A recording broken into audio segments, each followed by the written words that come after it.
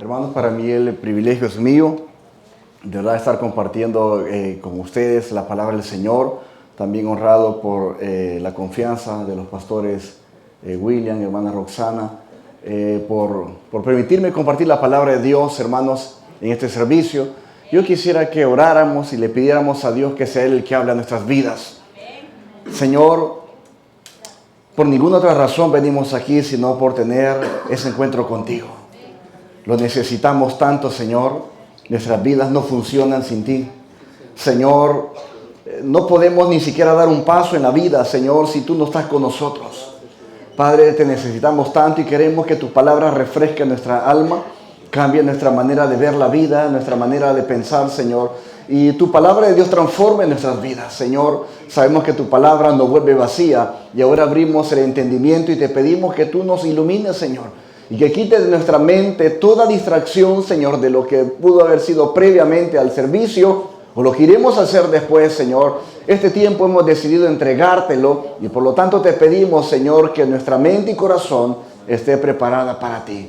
Háblanos en el nombre de Jesús. Amén. Hermanos, el título de ahora es Construyendo los muros del hogar.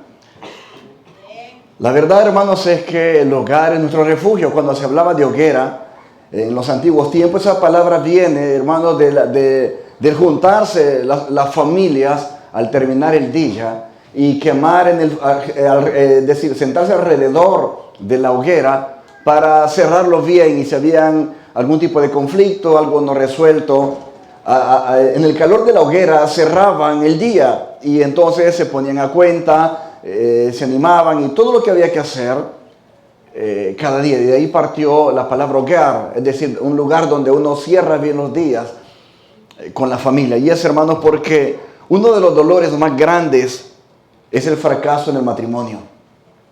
Es verdad que cuando a alguien le dicen que está despedido de una compañía es doloroso, inmediatamente uno piensa en los gastos y viene una angustia natural. Es verdad, hermanos, que cuando podemos tener algún accidente, hay cosas, hermanos, que son difíciles definitivamente, pero una tragedia en el hogar, la destrucción del matrimonio, es de los dolores más intensos en la vida. Y yo quisiera que buscáramos Romanos 14, 19.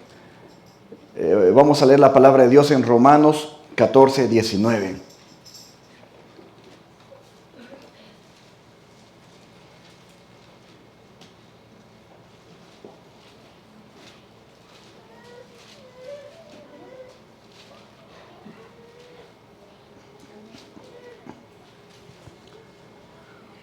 Dice la palabra de nuestro Señor Jesucristo.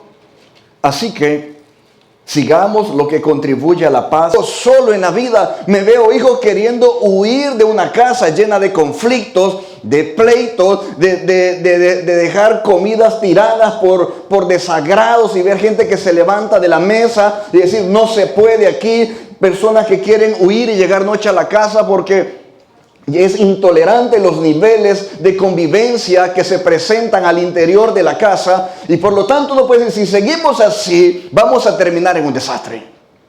Entonces el punto, hermanos, es solo verificar la ruta que lleva y poder hacer algo al respecto. Y como decía Romanos 14, 19, empezar a integrar cosas o aspectos que contribuyan a que haya paz en el hogar, que contribuya a la paz, no a crear más grandes los conflictos, no a traer un caos, no a revivir por revivir situaciones que traen más daño al hogar, sino solo aquello que sume a que haya paz en la casa y a la mutua edificación. No es fácil, hermanos. Si fuera fácil tener matrimonios saludables, nuestras familias serían diferentes, porque todos nos casamos pensando estar bien. Nos cansamos pensando en estar mejor que en el hogar de nuestros padres. Entonces, lo hacemos, pero en el caminar nos damos cuenta de que el matrimonio no es fácil. El matrimonio es más, sin la ayuda de Dios es imposible tener un matrimonio saludable. Porque hemos sido criados diferentes, con formas de pensar diferentes, con características diferentes y algunas mañas diferentes o algunas manías diferentes. Entonces, construir un hogar con personas tan diferentes se hace sumamente difícil. Pero Efesios 6, versículo 10 dice, por lo demás, hermanos míos, fortaleceos en el Señor y en el poder de su fuerza. Quiere decir que yo no tengo la capacidad de ser el esposo que mi mujer necesita. Muy lejos de eso. Muchas veces le he creado daños que yo no quisiera por mis debilidades, mis imperfecciones. Pero hay un Cristo de poder que si yo le pido que haga algo conmigo, me va a transformar, me va a preparar y va a darme un corazón nuevo que sea el idóneo para que mi esposa pueda florecer como mujer. Entonces, no se trata de mis capacidades, sino, como dice aquí, fortalecernos en el Señor. Que nosotros nos volvamos hombres mejores, mujeres distintas, mujeres transformadas, basadas en el poder de Dios, en el poder de su fuerza, el poder para transformar vida, el poder para cambiar la manera de pensar, el poder para derrotar las malas actitudes que destruyen la sana comunicación, que destruyen la sana convivencia en el hogar. Un margen de convivencia mínimo debe de haber en los hogares, porque somos imperfectos. Y con la ayuda del Señor, con la fortaleza del Señor, podemos tener matrimonios saludables. Qué feo es cuando alguien dice que se va a casar y andan los novios encantados, entregando invitaciones, buscando telas, organizando, buscando recuerdos, y empiezan los que están alrededor a hacerle burla. Yo sé cuántos han oído de bromas de mal gusto del matrimonio y le hacen ver como que va a donde lo van a sacrificar. Pareciera que le tratan como un animalito que llevan al matadero y le dicen, Dios mío, hay que despedirlo porque hasta aquí llegó su alegría. Tomémosle la foto, la última foto, riéndose porque el día de mañana se casa. Entonces, hermanos, qué desagradable. Es desagradable porque son personas que hablan porque han tenido experiencias y modelos que no tienen que ver con las personas que se han rendido en la cruz de Jesucristo. Entonces son malos modelos, malas evidencias que pareciera que pintan el matrimonio como algo desagradable, algo que ni modo, porque queremos estar juntos, lo vamos a hacer, pero sálvese quien pueda. Y no debe ser así. Es la primera institución que Dios diseñó, por lo cual si Dios lo diseñó es bueno. El matrimonio es para mejorar, el matrimonio es para fortalecernos, porque dos son mejores que uno. El matrimonio es para que lo que yo no puedo, la otra persona me lo complemente, y de tal manera que seamos entre los dos, podamos hacer una mejor fuerza y podamos enfrentar la vida de una manera más saludable.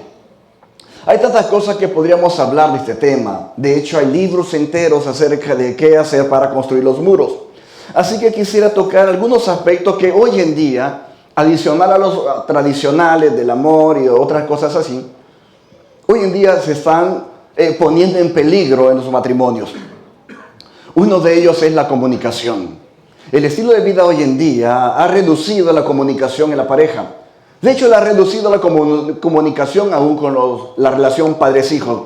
Y es, hermanos, grave reducir la comunicación al funcionamiento, es decir, a pagos, notificaciones escolares, revisiones de tareas, verificar si hicieron la ayuda que hacen en la casa, de lavar, sacudir, hacer lo que tienen que hacer.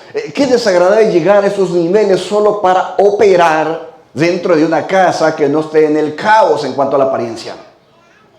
La familia debe ser para que funcione bien, debe tener una buena comunicación.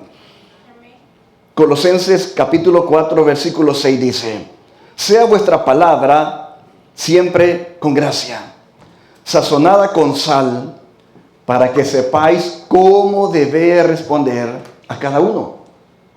Hermano, qué bueno es que en la casa encontráramos las respuestas que necesitamos. Qué bueno es que le sepamos cómo responder. Usted sabe cómo responder cuando pasa algo inesperado.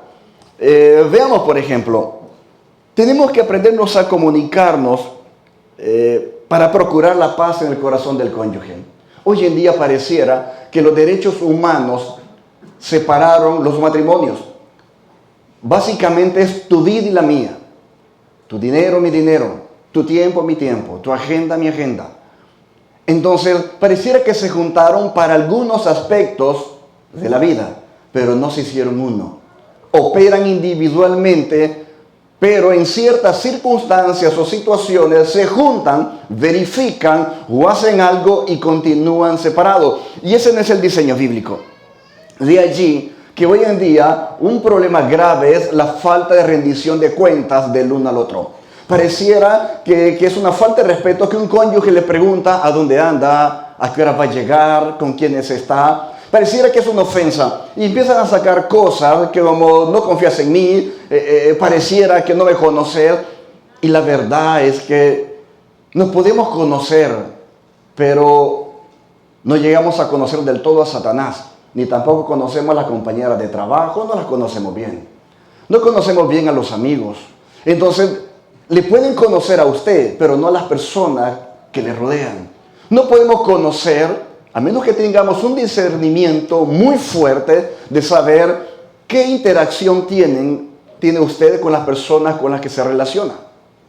De lo contrario, deberíamos de estar dispuestos a responder todo aquello que abone a que tenga paz el corazón de su cónyuge.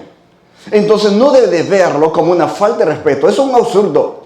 Si somos uno, si ya no somos dos, somos uno, no debería de haber secreto en la pareja, porque somos uno. Está bien que por algunos casos de delincuencia o seguridad puedan tener, por ejemplo, contraseñas, los celulares, correos, está bien, pero no oculto al cónyuge. Porque ¿qué puede tener oculto si son uno? No tiene sentido, no tiene sentido. Entonces, si usted es de los que guarda contraseñas y nadie más las sabe, ordene su celular y después entregue la contraseña a su cónyuge.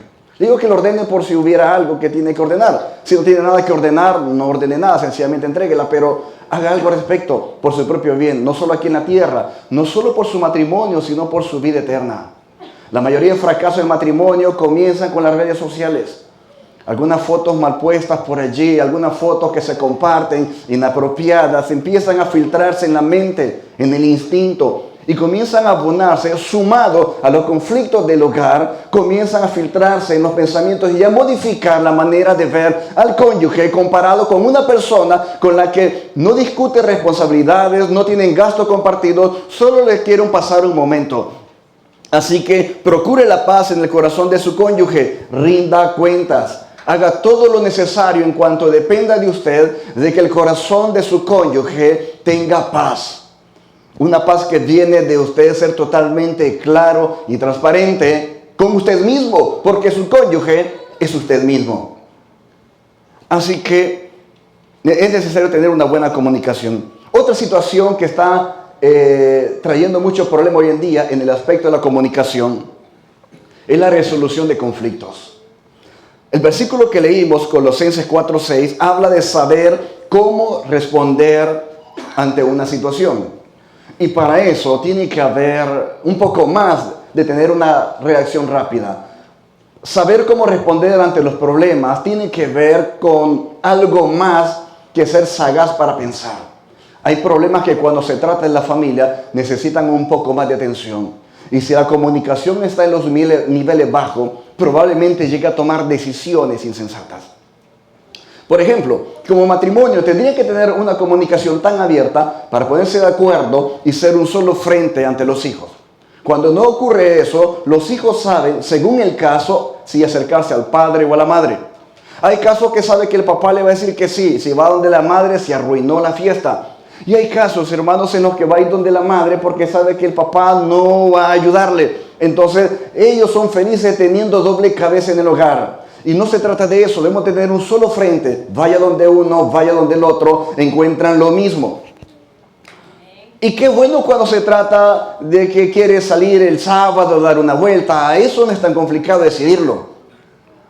Pero sus hijos tienen la confianza de abordar situaciones difíciles con ustedes. Es una pregunta. Para empezar, habría que recordar que los padres que no quieren oír malas noticias, no las van a oír. Eso tiene que recordarlo siempre. Los padres que no quieren oír malas noticias, no las van a escuchar. Si un padre amenaza, no me vas a salir nunca jamás con tal situación, no se lo va a decir. Porque usted ya le dijo que ni se le ocurra decírselo. Así que no se lo va a decir. Entonces, debe estar consciente que debe de haber una comunicación más allá. ¿Y qué hacemos con algo más allá para tomar decisiones en circunstancias difíciles? Les voy a contar algunos casos reales de gente que conozco.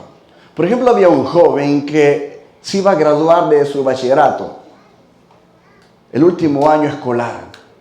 Los padres felices organizando la graduación, haciendo planes de qué iba a tomar en la universidad, qué carrera iba a hacer. Lo que nadie contaba es que en los meses intermedios de ese año escolar, él bajó tanto las notas que ya no había manera de recuperarse en la última etapa del año, por lo cual él no se iba a graduar.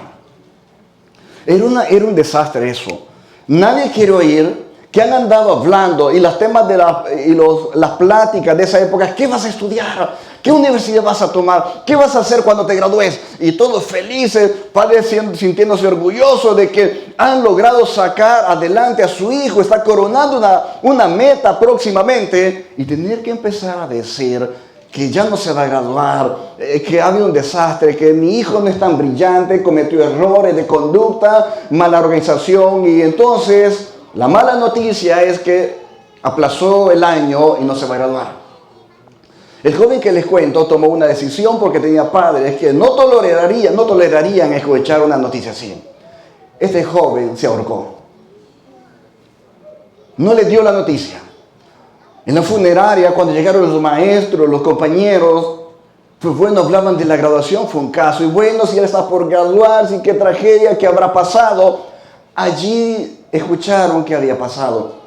Pero su hijo le cumplió el deseo, no le dio la mala noticia. Él prefirió ahorcarse. Otro caso, por ejemplo, de una joven que se había gastado parte del dinero para la universidad. Su madre, una médico muy ocupada, haciendo turnos de noche y largos para poder ganar extra y poderle dar el estudio a su hija, le dio el dinero para la universidad. Y ella, en sus malas decisiones, se gastó una parte, pensando que de algún modo lo iba a recuperar. Es la ilusión de la deuda. Después vemos qué hacemos. Dios, algo va a pasar, no te preocupes, ahí nos organizamos. Eso es una ilusión en lo económico. Pero bueno, ella era una joven. Y esta joven no sabía qué hacer. Su mamá era inaceptable para esta médico que su hija le saliera con que me lo gasté. Le hubiera llegado a dar una gran gritada, grandes castigos, diciéndole: ¿y tú qué piensas? ¿Tú crees que solo agarro el dinero? ¿Que es un arbolito de dinero que solo se corta y se da? Y quizás le hubiera ofendido fuertemente. Quizás le hubiera ofrecido la calle, le hubiera ofrecido no seguir estudiando. La verdad que es grave. No es gracia que un hijo bote el dinero que tanto costó ganarlo. Eso es grave. Así que esta joven no sabía qué hacer y el plazo se iba terminando. Por lo cual, hablando con sus mejores amigos, mejor amigo entre comillas, vea, cuando un padre no quiere oír malas noticias, no lo oye de sus hijos, normalmente le escuchan del hospital o llega un policía a tocar a la puerta y por ahí va. Por eso los policías, cuando andan buscando la verdadera información, el origen, cuando son padres así, no llegan a entrevistarlos. Llegan y le dicen: deme los nombres de los 2 o 3 amigos más cercanos de su hija o su hijo. Saben que ellos sí saben que venía, con quiénes se venía llevando, cuáles temores venía platicando. Los papás a veces no saben nada, por el mismo punto. Entonces, el amigo le propuso una brillante idea. Le dijo: yo conozco a alguien que hace conexiones para que puedan ser damas de compañía de extranjeros. Y yo creo que con una noche que vayas y sos dama de compañía, poder solventar lo que te gastaste. Fue bien complicado para ella, pero en la angustia que se estaba acabando el plazo y no quería que la mamá la botara de la casa, en fin, ella accedió. Y el mismo amigo la llevó a un hotel, pasó lo que tenía que pasar, le dijo: aquí te espero en la calle. Y le dijo: no te preocupes, regresa, y la fue a dejar a la casa. Y le dijo: ya tenés el dinero, ¿te das cuenta? No tenía que darse cuenta tu mamá. La médico a esta altura no sabe lo que pasó. Porque ella no quería una mala noticia de ese tipo y no la ha tenido. No tiene idea de lo que había hecho su hija para evitarle, para cumplirle su buen deseo. Entonces no es fácil. No es fácil, pero los hijos pasan situaciones difíciles. No son solo permisos para fiestas con los que uno entra en conflicto. Son cosas graves y en esta vida hay cosas graves. Entonces tenemos que aprender a ponernos de acuerdo. Como por ejemplo, para cerrar este punto, el caso de un jovencito que era muy enojado. Era de aquellos que cuando en la escuela le quitaban un color, le quitaban la sacapunta, se enojaba y le salían unas venitas aquí. Era morenito, pero se le miraba lo rojo. ¿Se ha fijado? Personas que no son blancas, son morenitas, pero se le ve lo rojito enojado. Y entonces una persona enojada. Un día de esos, una tarde, él estaba enojado, estaba discutiendo con su hermano menor, un pequeñito, y entonces vino él del enojo, agarró un adorno que había en la mesa de centro de la sala y lo estrelló contra la pantalla que acababan de comprarlo menos de 2 semanas en la casa de los padres. Pero a pesar que era grave, que un televisor que les había costado tanto, 2 semanas cuanto más, él les hubiera estrellado por enojo, porque su hermanito no le dejaba estar tranquilo con su celular. Entonces, pero estos padres sí habían preparado a sus hijos para tragedias, no para felicitarlo, pero sí para enfrentar la vida. Y entonces él mismo tomó el celular y le dijo: papá, yo sé que estás trabajando, pero tengo que informarte algo. Estoy hablando de un niño como de 7, 8 años, máximo 8. Quiero decirte que acabo de quebrar el televisor que acaban de comprar con mi mamá. El papá le dijo: mira, cuando llegue a la casa hablamos. Él definitivamente no creo que se haya concentrado el resto del día, pero no le dijo nada. Pero vea que había preparado a sus hijos para poder abordar temas difíciles. Eso sí, la mamá no era tan así. Y él primero fue a traer al trabajo a la mamá, le dijo: mira, ella quería malmatarlo y ya va a ver qué piensa. Entonces vino él, le preparó. Y le dijo: tenemos que ponernos de acuerdo antes de llegar a la casa. ¿Qué vamos a hacer al respecto? Así que hablando y discutiendo y entre orando y bajándole el enojo hasta lo más que pudiera ella, se pusieron de acuerdo de lo que le daban para ir a estudiar, el 70% de lo que le daban lo iba a depositar en una caja hasta que cumpliera la totalidad de lo que había. Hasta que cumpliera la totalidad de lo que costaba el televisor. Así que fueron y le dijeron que había sido sumamente grave definitivamente. Le agradecieron que hubiera informado que eso había pasado. Pero así fue. Estuve atendiendo por varios meses porque me lo reportaron definitivamente por exceso de ira a este jovencito. Pero todos los días le daban el dinero y se lo daban en monedas para que fuera fácil fraccionarlo. Todavía estaba la caja y una calculadora. Y le da: aquí está lo que tendrías y ahora calcular y depositar lo que te hemos dado tú mismo en la caja. Se tardó, habían calculado que quizás 1 año. Eso incluía lo que le daban, iban a darle los familiares en diciembre, que de pronto llega la abuela y le da tener y le regalan ahí un billete un poco más grande. ¿Cómo no, hijo? 70% tanto a la caja. Fue duro para él. Esas venitas que le saltaban ya no le saltaban. Yo me estoy bromeando y decía: ¿qué? ¿Todavía te saltan las venas? ¿Te enojas mucho cuando te quitan una sacapunta? Me decía. No, ya no, me decía. Hay un poco molesto porque le estaba preguntando. No, ya no, me decía. Para comprarse 2 pupusas tenía que ahorrar 3 días por lo poquito que le quedaba. Y si quería comprarse un refresco, quizá ahorrar toda la semana para comprarse 2 pupusas y un refresco, porque todo iba a la caja. Entonces estos padres supieron qué hacer con esto. Vean, por un lado, él aprendió a controlar su ira. Se quebró la pantalla, probablemente lo hubieran andado botando de escuela en escuela. En las escuelas no van a estarle aguantando el mal carácter que a veces le soportan en las casas. En la escuela no. Así que le salvaguardaron de fracasar escolarmente. Adicionalmente le enseñaron a controlar la ira. Sentía furia, pero era una pesadilla todas las mañanas estar yendo a la caja y depositar el 70% de lo que recibía. También pudo construir relaciones más fuertes con sus padres. Se dio cuenta que a pesar de que era grave lo que pasó y él sentía mucho sufrimiento por estar dando el 70% de sus ingresos diarios, pero había encontrado padres, personas que le dieron dirección y no le votaron, no le abandonaron en la situación, no le transmitieron odio y rechazo como un desamor. Encontró personas que le pusieron orden en su vida, tomaron decisiones y él sufrió consecuencias. pero nunca se puso en riesgo ni en duda el amor y el hogar. Eso le pudo construir a ellos. Esa vez fue una pantalla quebrada. Más adelante puede ser los casos que le conté ya de adolescentes. Entonces no es fácil llegar a esas decisiones, porque a veces por no tener esos niveles de comunicación prevalece la ira, prevalecen los impulsos, prevalecen las reacciones. Y eso trae daños al hogar. Al final de cuentas, para concluir, puede quedar quizás un hijo fuera de la casa y decir, aquí esto se respetó. Pero no tuvieron que haber terminado los hijos fuera del hogar. No tuvo que haber quedado en catástrofes. Pudo haber sido mejor a pesar de ser grave lo que ocurre. Pero para eso tiene que haber una buena comunicación. No es fácil integrar ideas, unirlas y ver pros y contras cuando uno está molesto. Pero si hay una buena comunicación, se construyen grandes cosas. Por eso dice la Biblia en Amós 3:3, andarán juntos si no estuvieran de acuerdo. Si no están de acuerdo, gradualmente se van separando en el hogar. Hay un distanciamiento. Operan como familia, pero dejan de ser familia. Así que, ¿cómo están en el hogar con la comunicación? ¿Cuál es su nivel?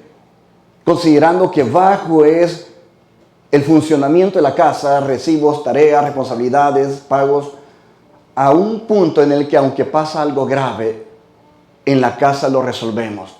La idea que se construye en el hogar es todo tiene solución en la vida. Hay soluciones que son dolorosas, pero todo tiene solución en la vida. Eso tendría que estar construido en el hogar. Para cualquier miembro de la casa, todo tiene solución. Así que la comunicación es básica. Otro aspecto, cerrando la comunicación, es el ánimo. Hoy en día parecía que los cónyuges no se dan ánimo. Algunos hermanos lo formaron queriendo hacerle reaccionar. Le decían, es que tú sos un tonto, tu hermano mayor es así, tu primo se ha destacado, y le hacen comparaciones con compañeros de escuela. Y hermanos, eso crece y llegan al hogar con los mismos patrones. Y en vez de motivarse, se destruyen. Si alguien quiere emprender un negocio, mira, yo quiero vender tal cosa para contribuir más a los ingresos de la casa. ¿Y qué vas a andar vendiendo vos? Y Dios mío, mata fe. Mata fe. Por eso empiezan después a andar viendo a quién le comentan sus ilusiones, metas, proyectos, todos queriendo ver cómo hacen algo para mejorar algo en el hogar. Y esos pensamientos, qué feo, no tendrían que ser en el hogar. Tendríamos que estar para motivarnos. La primera carta de los Tesalonicenses 5:11 dice, por lo cual animaos unos a otros y edificaos unos a otros. Así como la 6. La palabra animar significa literalmente ayudar a otra persona a ganar confianza. La palabra animar significa literalmente ayudar a otra persona a ganar confianza. Es decir, de que si hay una persona, todos tenemos sueños, todos tenemos proyectos, metas. Algunos ni lo mencionan por la falta de ánimo de los que están cerca. Por eso no lo mencionan, porque tienen miedo que lo vean como ridículos. Tienen miedo que lo vean como que es soñador, es absurdo, eso es para otras personas con mejores oportunidades, bajar la tierra, hacer por tierra. Y no, hermanos, no se trata de eso. Entonces las personas mejor no lo comentan, pero todos tenemos sueños, todos tenemos ideas. ¿Cuántas veces he oído a alguien que dice, cuando hay un negocio que ha prosperado en una comunidad, alguien dice, yo hace años noté que aquí pegaba bien un negocio como estos? Y la gran pregunta es, ¿por qué no lo puso usted? Y normalmente es por los que tiene cerca. ¿Y qué vas a hacerlo vos? No, si tu mamá te arruinó. Tu mamá tiene la culpa. Te crió mal. Entonces, no, la Biblia habla de ayudarle a la otra persona a ganar confianza. Es decir, lo vas a lograr, te vamos a apoyar. ¿Cómo hacemos para hacerlo? ¿Qué necesitas para empezar? ¿De qué manera te podemos apoyar? ¿Cómo nos organizamos? Lo vamos a hacer juntos, ahí adelante, y nosotros te apoyamos. Lo vas a lograr y vamos a estar felices cuando te veamos coronando esa carrera. Cuando yo te vea entrando a esa compañía, nos vamos a sentir orgullosos de ti. Lo vas a lograr. ¿Sabe por qué los niños? Escuche bien esto. Los niños, un sello, un sticker, un rotulito que dice felicitaciones. A veces se los dan a la primera hora de la mañana en la escuela. y guardan esa hoja para enseñárselo a los padres cuando llegan 4 o 5 de la tarde. Y yo le digo porque yo soy psicólogo infantil, infanto-juvenil. Y entonces lo andan guardando los niños felices, esperando ver a su madre, a su padre, enseñándole eso. Porque quieren eso, ánimo. Y los padres cuando llegan del trabajo, están con su celular.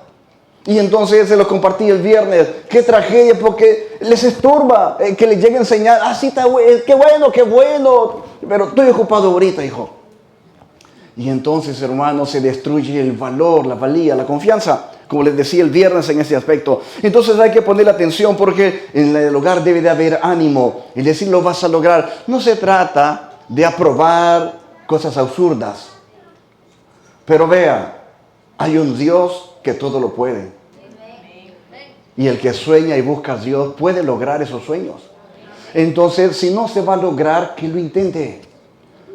Si no lo logra al final, que le quede la satisfacción que intentó y luchó. Al final de cuentas, Dios responderá. La última palabra la tendrá Dios. Pero el intento debe de hacerlo. El intento debe hacerlo. Es parte del carácter. Es parte de la tenacidad. Es parte de la valentía. Intentar las cosas.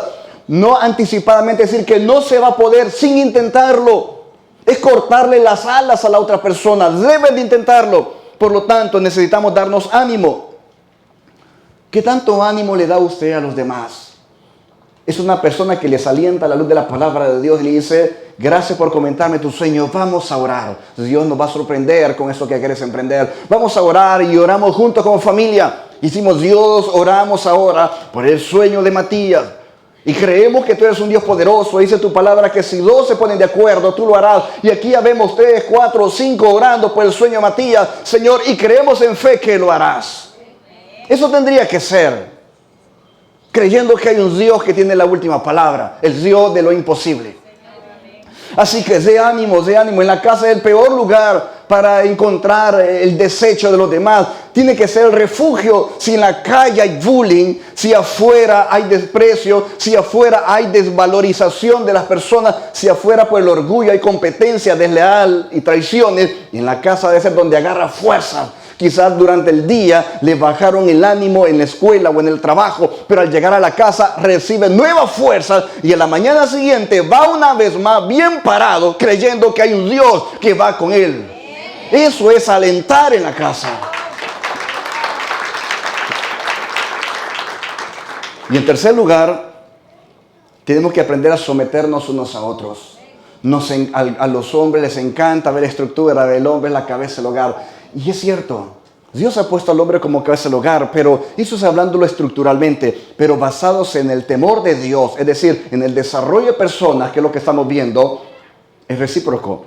La primera carta de Pedro, en el capítulo 5, versículo 5, dice, igualmente jóvenes, están sujetos a los ancianos, y todos sumisos unos a otros, revestidos de humildad, porque Dios resiste a los soberbios y da gracia a los humildes.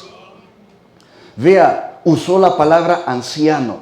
Porque qué fácil decirle a un joven, sométase a la autoridad, hijo, sométase, respete las canas.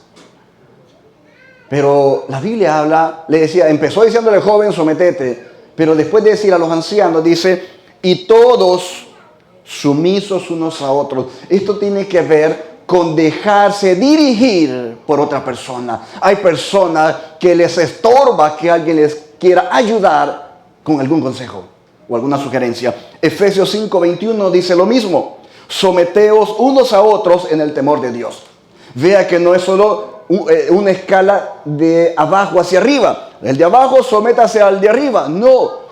El que tiene temor de Dios, el principio de la sabiduría es el temor a Dios. Si usted es sabio o si quiere sabiduría, el principio para ser sabio en la vida es el temor a Dios. Y dice la Biblia, Efesios 5:21, someteos unos a otros en el temor de Dios. ¿Qué quiere decir esto? Que aunque usted sea un jefe, un gerente, usted sea la última palabra en algún lugar, aunque usted sea el hombre de la casa, usted es la madre de esos jovencitos y niños, usted tiene que tener la capacidad, la humildad, como decía Pedro, la humildad, no la soberbia, de que si su hijo tiene una buena opinión, aceptarla y valorarla. ¿Qué tanto se deja usted guiar por otras personas? Es natural que a veces nos hayan creado mecanismos en los cuales nos estorba que nos quieran dirigir. Hay personas que fueron malas en la vida. Hay personas malintencionadas que quizás en el desarrollo de nuestra vida influyeron para mal en la vida. Pero eso no quiere decir que nosotros vamos a cerrar nuestro entendimiento, nuestro corazón, para no ser guiados en el resto de la vida. Hay gente mala, es cierto. La Biblia dice que no hay uno bueno en la tierra. Pero sí hay personas que nos pueden dar un buen consejo. Dios nos ha usado a todos para dar algún buen consejo en la vida. Más de alguna vez Dios le usó a usted. Algunas veces ni cuenta se ha dado. Y otra persona recibió esa palabra. Y quizás ni cuenta se dio. Otras veces nos dan gracias por el buen consejo. Pero hermanos, debemos de tener esa humildad. Los padres recibieron consejo. Es cierto que vamos a verificarlo. Vamos a analizar a la luz de la palabra de Dios lo que nos están aconsejando. Pero debe de haber una humildad. Una vez estaba yo hablando, estaba apretado con unas reuniones y no sabía cómo hacer porque no me alcanzaba el tiempo para lo que tenía programado, más unas cosas que habían salido en el propio día. Y entonces estaba haciendo llamadas y había una persona cerca que era conocida. No era amiga ni nada, pues era una conocida que estaba ahí cerca haciendo algo y yo pues estaba concentrado, no lo percibí. Cuando colgué, esta persona que apenas me conoce, porque apenas me conoce, me dijo, Don Eric, me dijo, porque sí que sabía cómo me llamo. Don Eric, mire, usted lo que tiene que hacer es reunirse con el fulano, porque vea, me dijo, o sea que había estado concentrada en mis pláticas. Y yo pues me le quedé viendo porque estaba ensimismado hablando el problema.